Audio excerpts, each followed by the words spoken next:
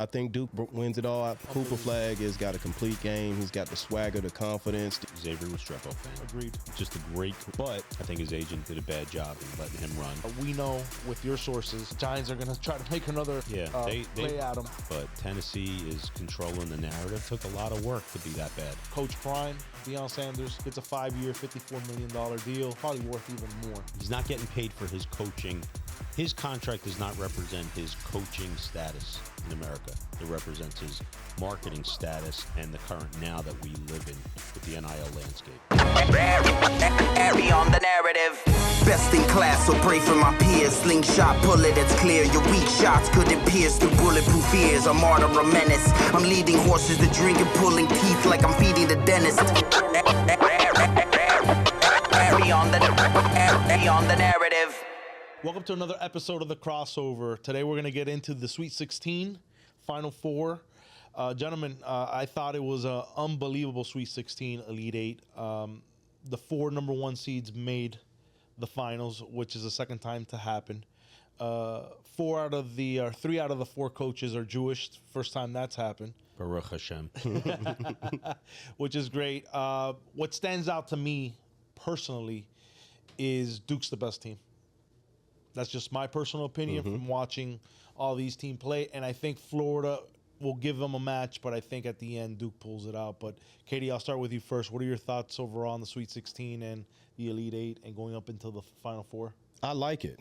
I really do. I think, when you perform throughout the course of the season, right, and you have great regular seasons and you get that number 1 seed, it seems that all these teams are putting it together at the right time.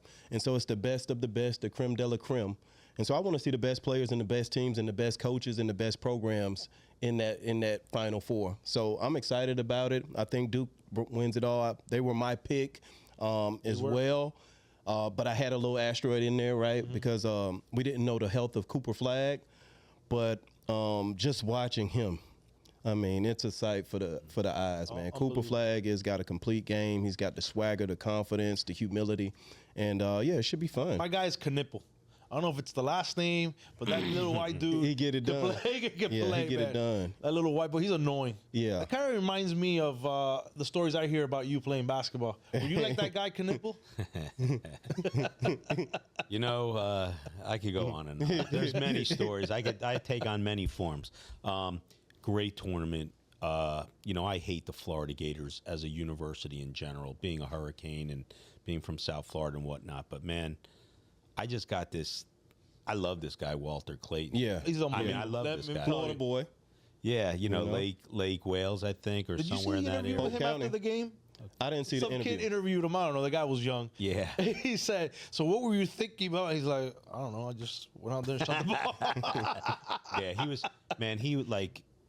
really so impressive, man. Yeah. And those shots he hit, they really were Steph Curry-like type shots, just running around. One in particular where he went to the middle of the paint and I guess the center got in front of him and he just pulled it out. Dude, what a shot! Wait, with all the bacon on the line. Yeah. With all the bacon on the line. And Florida looked like they were going to lose that game. It was just really, and it's hard for me to cheer in any way, shape, or form for Florida. But, man, I'm a Walter Clayton fan. Right. Yeah. I just really like watching that guy. And I love the coach. He's just got it's a good vibe, But I think a Florida Duke final would be incredible. I'm certainly not looking past Houston. They play rugged D, and it's sort of a home game. Todd Golden is a Bruce Pearl disciple. Yeah, no, Got his first job with Bruce Pearl. I did not know that. Yeah. I was reading that today. Yeah. Interesting. He's done a great job at the University of Florida. He's brought them back. Yeah, the Final Four is what it should be. You got 4 really solid teams that all have a deserving right at this table, and let them play it out. Right. See who gets it. Right. Yeah. KD. Yeah, I mean, 2 things with Clayton Jr. One, Polk County has some ballers, right? Tracy McGrady's from there. Ray Lewis is from there, right? So they have a pedigree of athlete, even though they're not South Florida, right?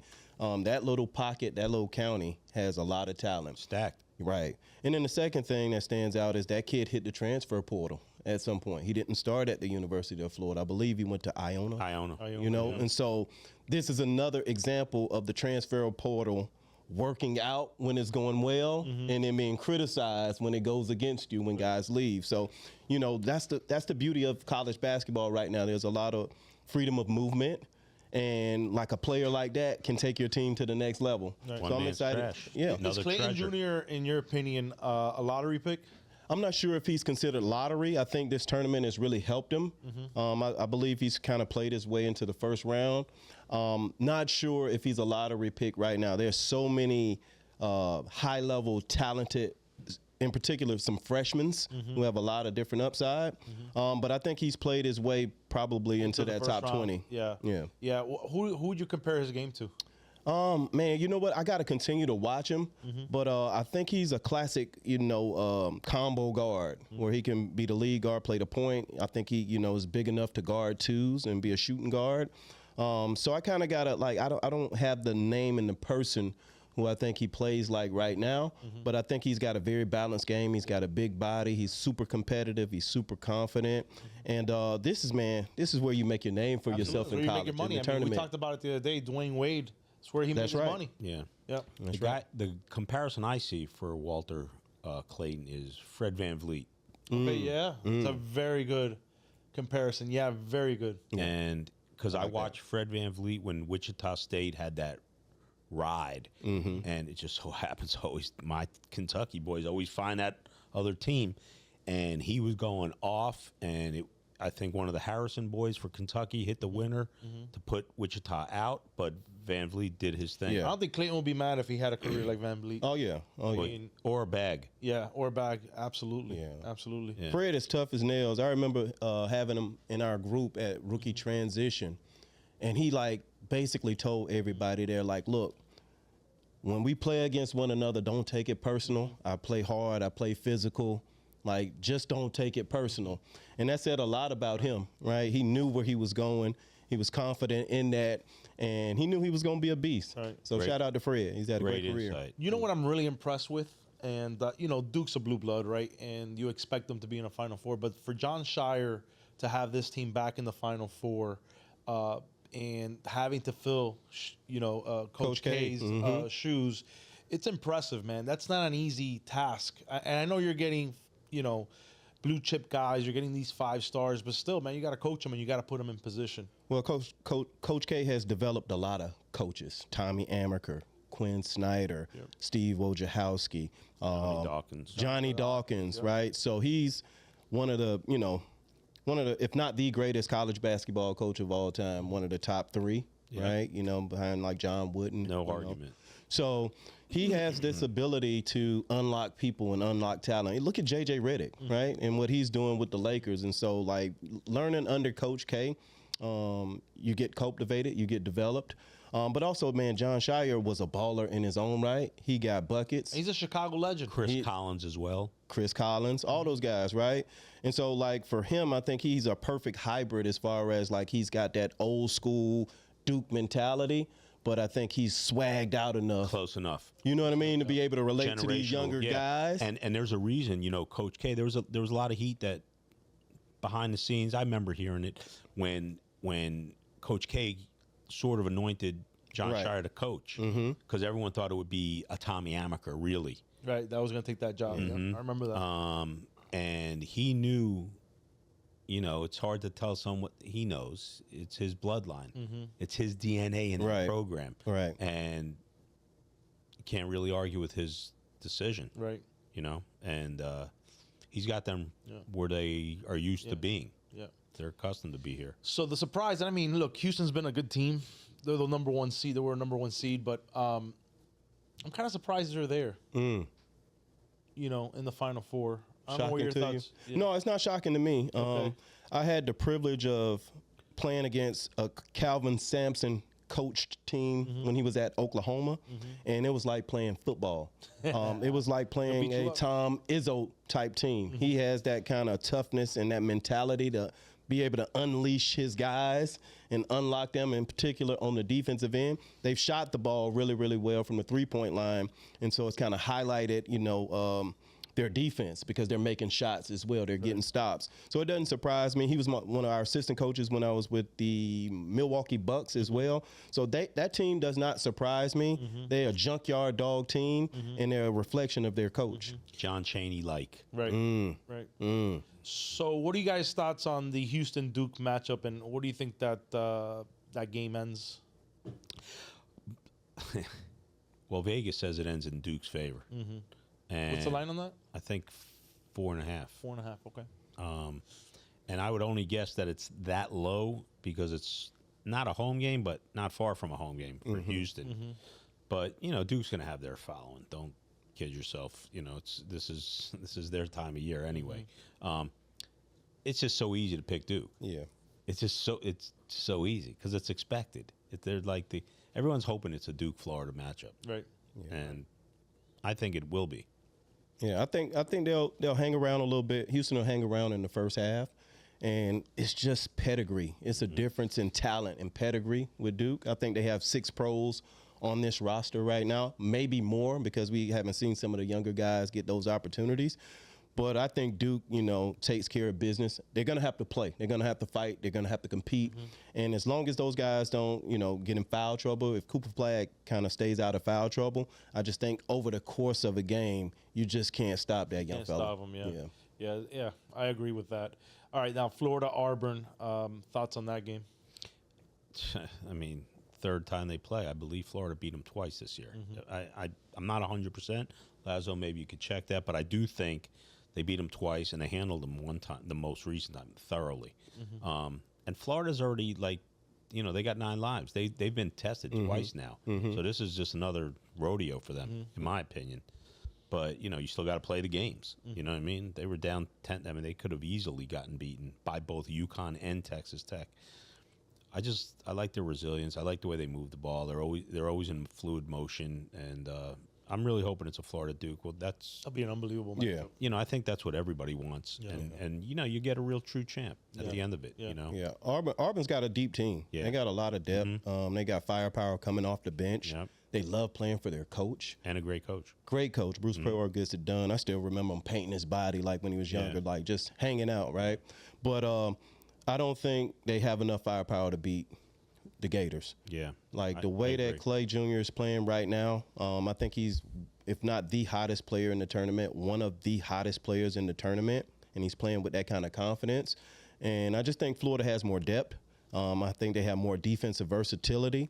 And I just think, they have an advantage because they have handled Auburn throughout the course of the regular season. They're not, it's familiar. Yeah. Psychologically, they're But it cozy. is hard to beat a team 3 times. You would agree with that? It is.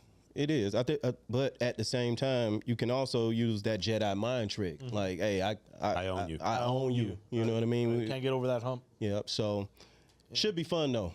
Awesome. Yeah, it should be fun. Yeah, we're looking forward to it. We'll be there. Awesome. So Static. Should be fun. All right, so moving on to baseball, actually. Okay. First Let's time go. on the show. Let's go. The Torpedo bat. Thoughts? So I'll give you a little stat here. 15 home runs by the Yankees in 3 games, 8 different guys. 50 home runs hasn't been hit in the first 3 games since 2006 Detroit Tigers, I believe. It's an incredible story. Yeah, I mean, listen, sounds like my first month owning my yacht. Let's go.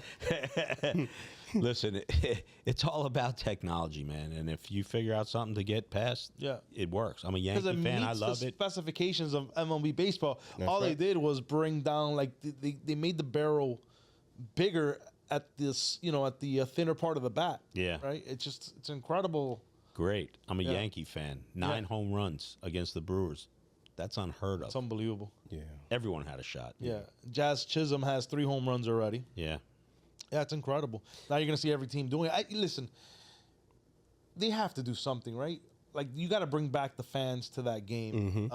And they've done certain things, and they've pushed me away. I'm a baseball guy, but they pushed me away with the whole analytics thing, right? Yeah. The shift.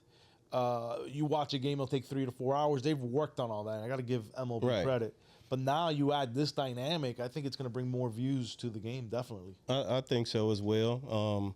shout out to the tech geeks, right, who have made their mark in sports, whether it's through analytics and now it's through innovation. So it's dope to see. It's fun. I think scoring in baseball brings more attention, and I'd rather see the Torpedo bat than PEDs brought back to the sport, right? We love home runs. Love it. Right, Agreed. right, Agreed. right. But it's cool to see. I think it'll catch fire around the league, and I think the game will continue to grow. Was there a better era than that mid-'90s era? No, with that was incredible. No. Sammy Sosa, McGuire, Man, the whole nation Barry was, Bonds, right? the whole you had nation was- Barry Anderson hitting 54 bombs. Yeah. Was it 54 bombs, I think? Brady Anderson. Yeah. The whole nation was on watch, man. It Lazo, was- can you fact check me on the Brady Anderson? I think it was 54, but just make sure. Yeah. Listen, chicks dig the long ball. Oh, yeah, remember that commercial? Yes, sir. Yeah. You know what I mean? Yeah. Like, that's what we want to see. We want to see Yeah. balls flying out of the yard, man. Yeah. Agreed. Forget these like one-hit games and no-hit games. Yeah, that's exciting every now and then, but man, I want to see balls getting launched. Listen, man, I was a pitcher in high school, and I love a very well pitched game. And I was right, by the way, 54 bombs. But anyways, by Brady Anderson. And I am a fan of that type of game, but not every game. 50. Right. 50. Oh, it was 50? Oh, I'm wrong. So it was 50 home runs in 1996. in 96. Yeah, it's still, that was a great era. But anyways, I enjoy a really good, well-pitched game, but I enjoy more the bombs. Oh, Yeah. It's just Is fun there to any- watch, yeah. man. And what's better than being down 3 runs? Right. You load the bases, you intentionally walk, next guy comes up, and like, oh man, it's the best. It's the a best, thrill. Yeah. Great thrill. So I hope MLB doesn't touch it. They say they're not. We'll see what happens. You know what? You're going to start getting pushback by these teams. You know, it's the Yankees that get away with everything because they are the darling of Major League Baseball. They bring in the most revenue. We're a little bougie about it. Yeah. We love it. But you can also put they're the most innovative now. Yeah. You can throw that in there. Yeah. Yeah. Yeah. I mean, I think MLB should just leave it alone and let them ride and let every team do it. And that's it. Great point, Katie. No PEDs, but technology wins. Yeah. That's right. Yeah, it's Great. great. It's absolutely. All right, so local story. Jeff Conine, first Marlin to be inducted. Got a lot of memories with that guy, and it was pretty cool. His son hit a home run in the game, which Griffin Conine, good player, and that's got to be such a special moment, right? What memories you have of Jeff Conine? Opening day, when the stadium opened, when the Marlins were born, first game against the Dodgers. Charlie Huff Knuckleball. was pitching. I left work early that day and was there, and I think I still got the ticket. I remember watching as a kid. I got home from school. Was that? Yeah. Yeah, home from school, and man, yeah, I'll never forget that. It was incredible, man. Yeah. And It's pretty special. He's the first player, right? time flies. Yeah, man. it does. Time does fly. Yeah. That was a fun time. You know, when we got baseball down here in South Florida professionally, we appreciated it, right? And those teams played with a lot of heart and courage, and they were staples in the community, right? Trying to make sure that they were a part of the community and championing the message of baseball. And so, like, we love our originals down here, right? Whether you were a Dolphin, whether you were a Hurricane, whether you're original Miami Heat, we got love for you. And I think he represented it with class, with honor, with dignity. And he left us a parting gift, man. He left us his son, who Yeah. showed up and showed out. So Yeah, to it's see cool. that, to do that on that stage with his pops there, I thought that was a great moment for him. Yeah, it was a great moment. You could tell it meant a lot to him. Yeah. And he was choked up. He had some of his former teammates. Yeah, there. really cool. I actually saw Louis Castillo today in the gym. We know each other, and he happened to be. And I said, "Hey, man, I saw you on TV." He goes, "Yeah, man, what a special moment. I'm up next." Is what he told me. I know that's So they're- right. Yeah, so they're gonna do it for me. And by the way, Louis looks like he can still play. I bet. Louis in his 50s, but Louis looks in tip-top shape. I'm telling you, that boy can still play. Good for him. Yeah, man, he's a Local legend as well. another local legend. So Yeah. looking forward to him getting inducted. And not to take away from Conine's moment, I wish the Marlins did more for that organization to make them viable again. Right. Because when that team is viable, Miami's vibrant. Yeah, you feel it. You feel it, and it's just for some reason they haven't been able to figure it out, and it's tough to watch as a fan, and seeing that your stadium has less than 3,000 people a game. terrible. Yeah. It's rough, man. It's Yeah. rough. So let's see what happens. I've talked to some that are close to that organization that say they're not going to win more than 55 games this season. So we'll see. Yeah, well, we shall see. Yeah. Any final thoughts on that? Well, they got 2 World Series championships. Yeah.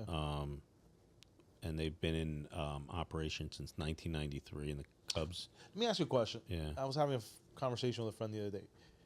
What was more special, that 97 or that 2003 World Series? Oh, 97. 97, right? Yeah, because we, That Edgar Renteria? yeah, Because I feel that 03 one that Moises Alou. right. I mean, that was a really Sheffield. Like everybody, man, we loved that team. Mm-hmm. You know, we loved that team. That was. I remember that. I mean, that was amazing. Yeah. Game 7, Cleveland. That was ultimate. That's the ultimate. Like extra innings at home, incredible. I love Miami. They're both special in their own right? Like that 03 team, nobody thought that they could win the World Series, especially going to play against the Yankees, and they won Yeah.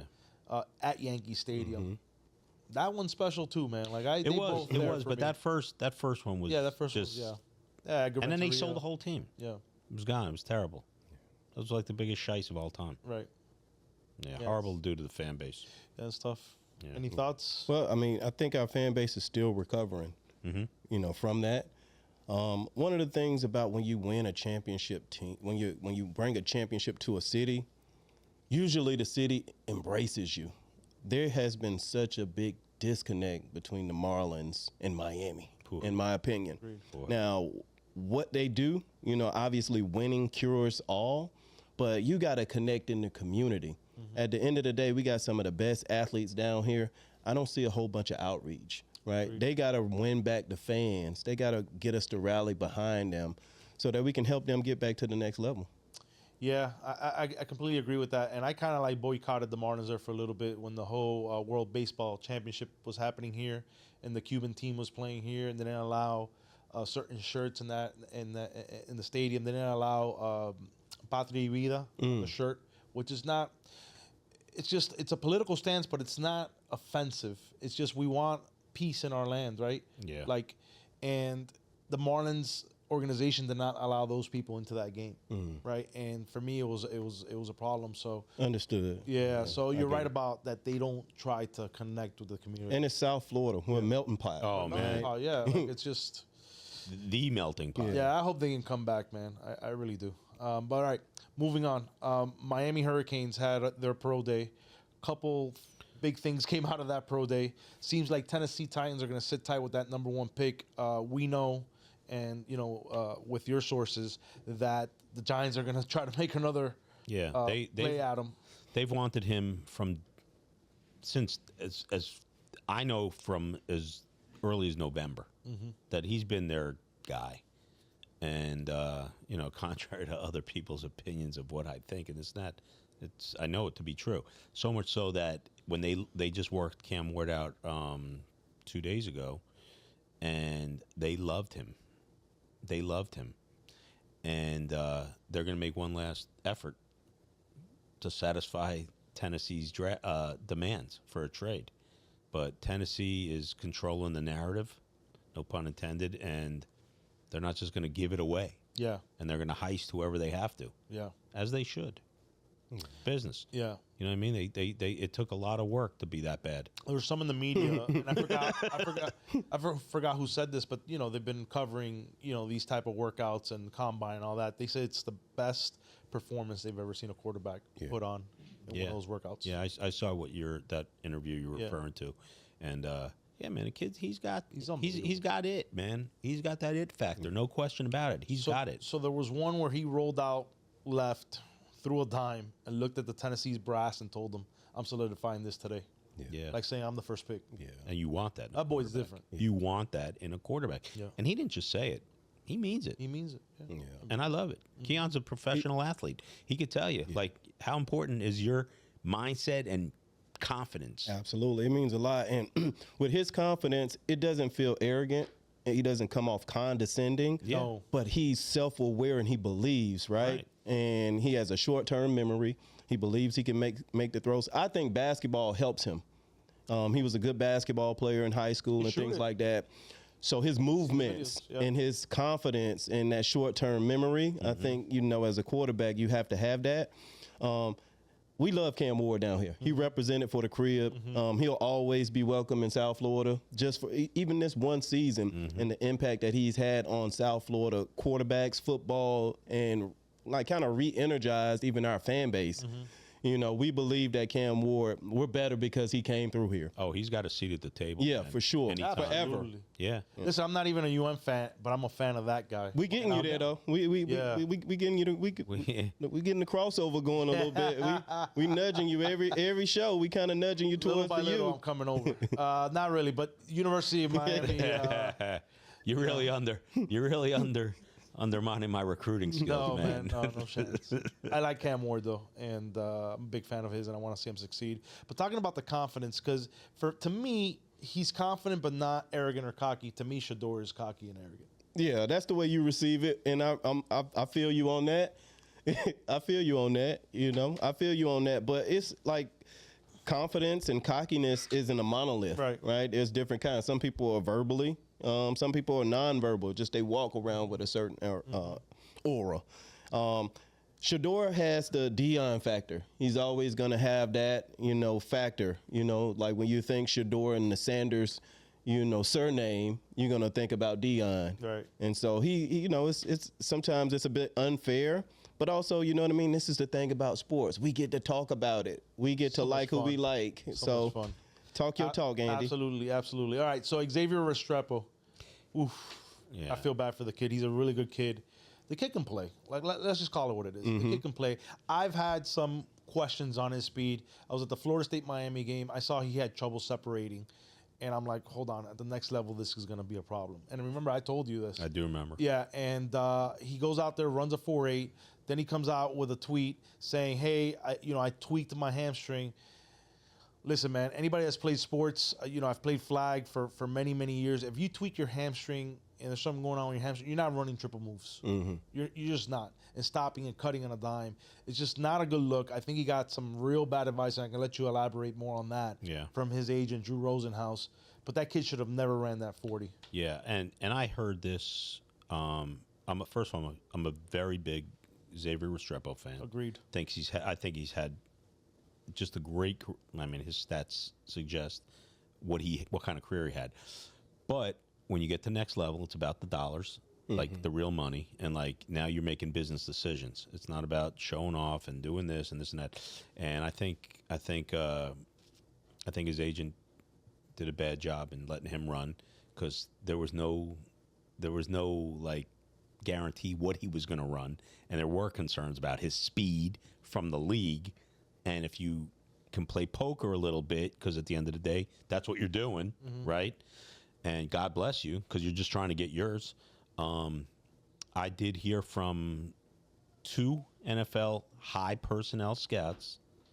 Their comments were his agent should never have let him run, and they happen to know his agent personally. They addressed him by first name. Should not have let him run. And so they were talking about this kid being a second, third rounder. I thought he was a third, fourth rounder. I've always told you that. I didn't think he can make it into the second. They're talking about he's going to fall out of the draft, KD. Like, that's tough, man. it's a big loss, man. It will be, but he's a baller. He's a football player. I agree.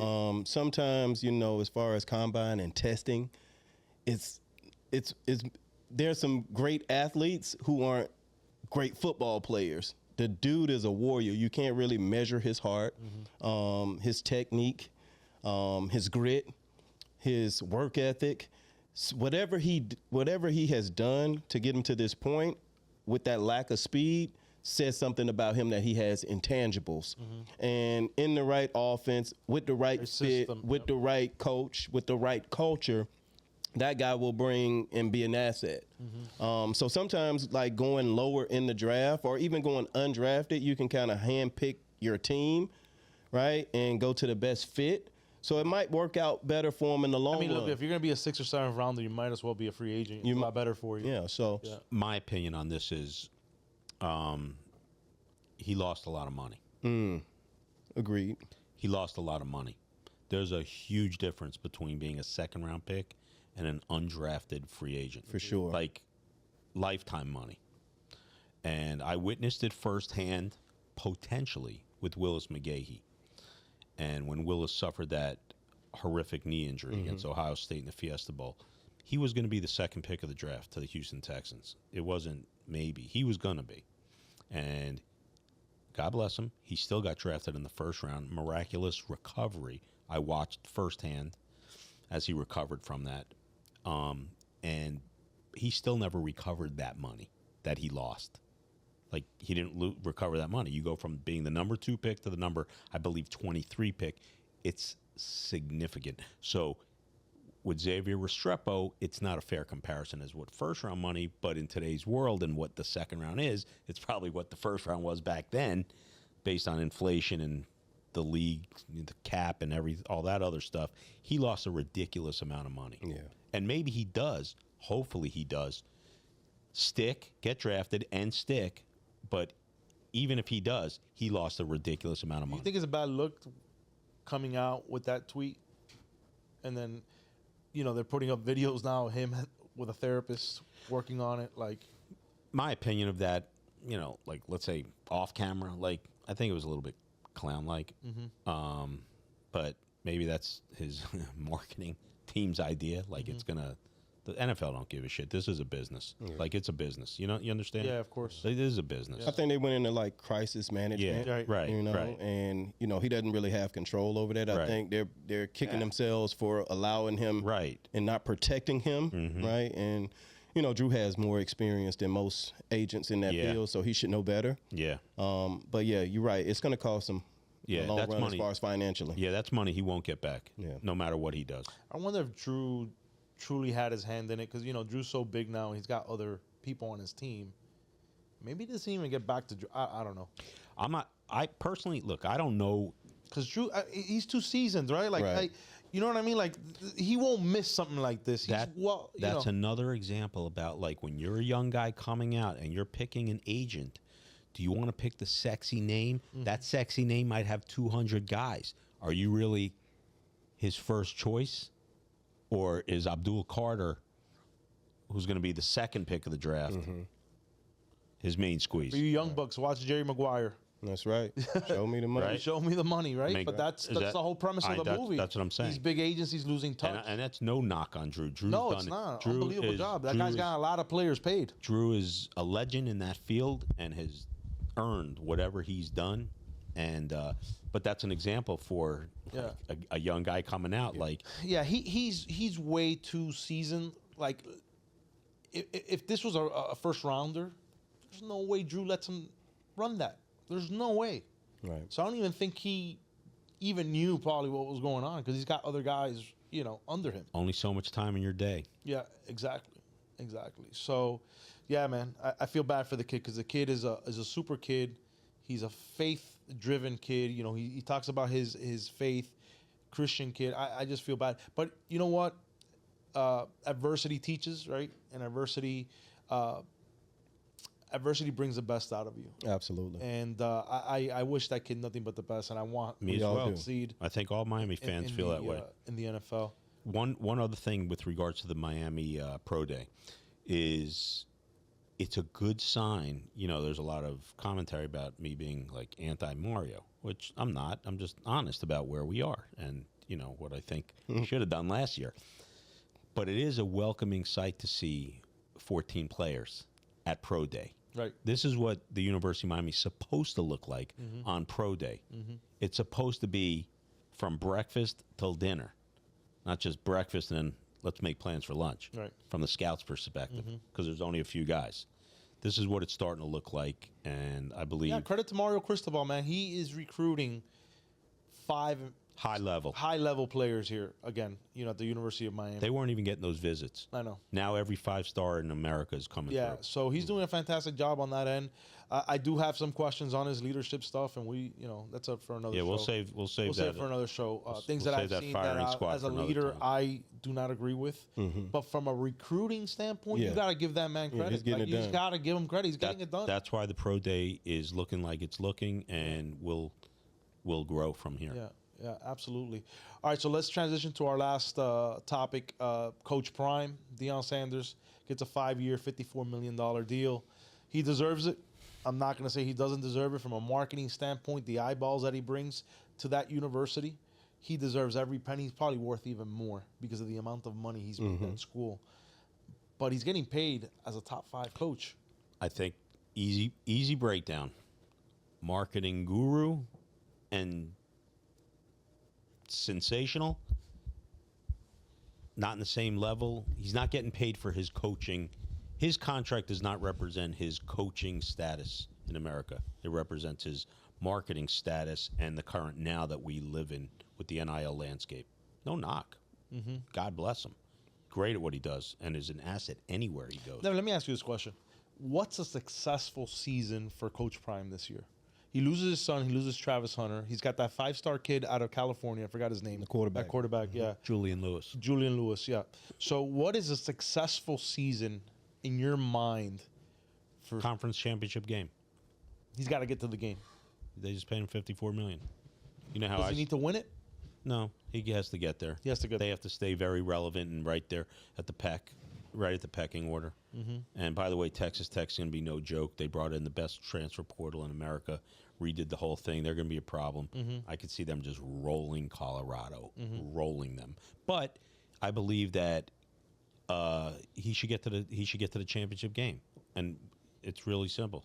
I'll say the same thing when you ask me or anyone asks me about Mario. What makes Mario different today? $80 million. What makes Deion different today? $54 million. Be there. Yeah. KD, I don't know.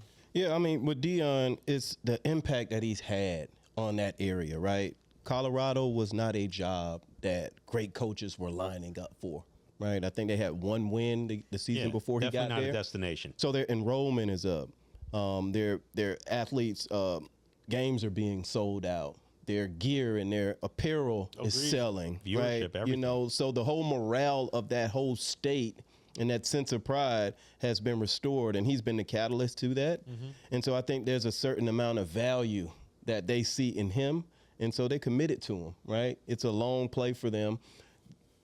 It's very unlikely that they can, ever get another coach like that to come to Colorado.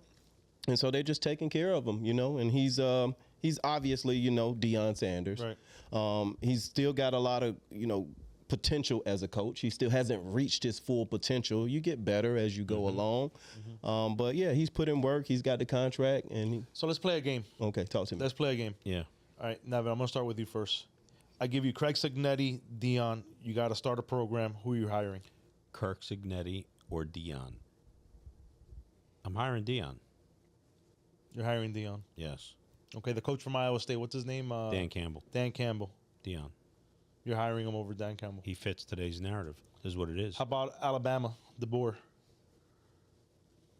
Deion. You're hiring Deion over DeBoer? Yeah. Wow. Huh. Yeah, and I'll give you my answer to that, of why. Deion gets Alabama. He's bringing those type of assistant coaches that are going to fit Alabama's resume. Yeah, you're gonna keep up with the How about Jones. Lane Kiffin? No, Lane Kiffin. How about Heupel? Heupel. Okay. I mean, yeah, Kirby Smart. You got to take Smart. Kirby. So you got to take Kirby Next. Smart's the best. Yeah, Next. he's the best coach in the Best. country. You can't. Best. Yeah. And all he does, just look at your Philadelphia Eagles. A quarter of their defense I won't is even Kirby ask Smart. you, James Franklin. I know how you feel about James James Franklin. Keon, you ever coach football? You're hired. Yeah. Yeah, I listen. You asked the question, what's a successful season for Deion? And I told you what I think is successful. That doesn't mean do I think he'd get fired.